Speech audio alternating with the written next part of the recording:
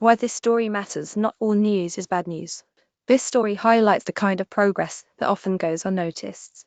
Quick summary: this story highlights recent developments related to Martin, showing how constructive action can lead to meaningful results.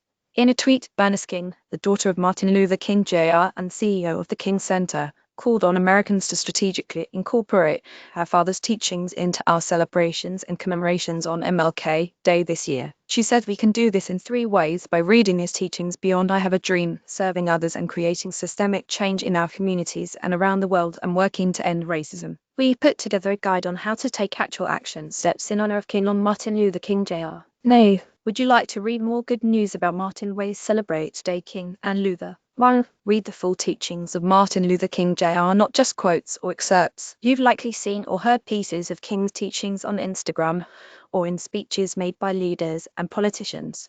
While these quotes are undoubtedly powerful on their own, what makes them truly impactful is the full context in which they were written. For example, people will use King's famous quote, "I have a dream that my 4 little children will one day live in a nation where they will not be judged by the color of their skin, but by the content of their character," to advocate for colorblindness or a world in which we don't see race. But this was not the point of King's I Have a Dream speech at all. The point of it was not to ignore skin color moving forward, but to recognize the ways injustices have occurred in the past and are occurring in the present based on the color of someone's skin. King wanted us to recognize that systemically, people of color have been treated unjustly, and those systems uphold injustices today.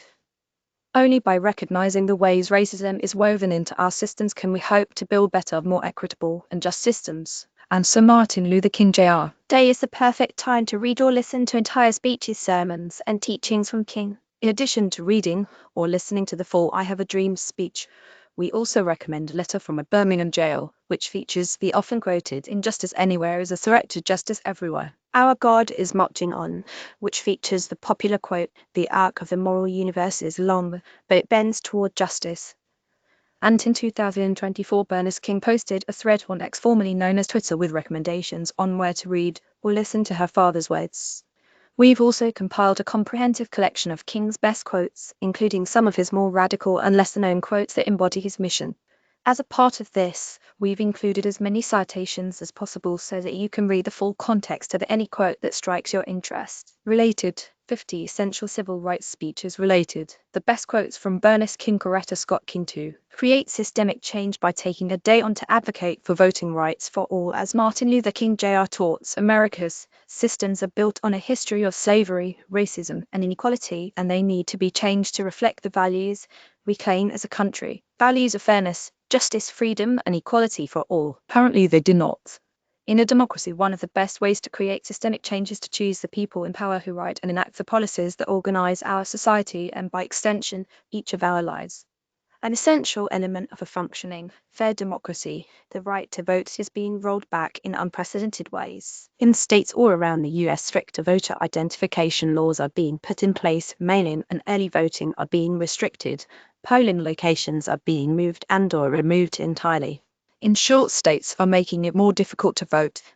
While voter turnout has seen record highs in recent elections, thanks in no small part to the advocacy work of Black women and community leaders like Stacey Abrams in Georgia and Michelle Obama around the country, America still has frighteningly low voter turnout, especially in local and midterm elections. In the 2024 presidential election, for example, the Census Bureau reported that 60.3 eligible citizens ages 18 and older voted, a decrease from 60 in the 2020 presidential election.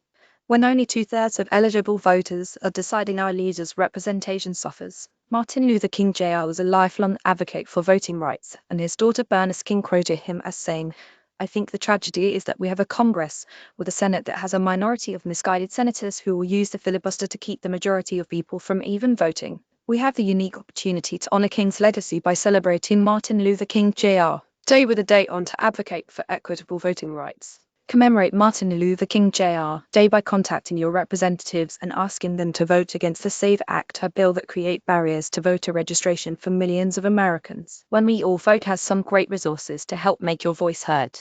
3. Work to end racism in your own life by continuing to learn about anti-racism and taking action in your everyday life. Dr. Ibram X. Kendi, the acclaimed professor, author, An educator wrote this about the topic of how to combat racism. No one becomes not racist despite a tendency by Americans to identify themselves that ways. We can only strive to be anti-racist on a daily basis, to continually rededicate ourselves to the lifelong task of overcoming our country's racist heritage. In the process of dedicating ourselves to the task of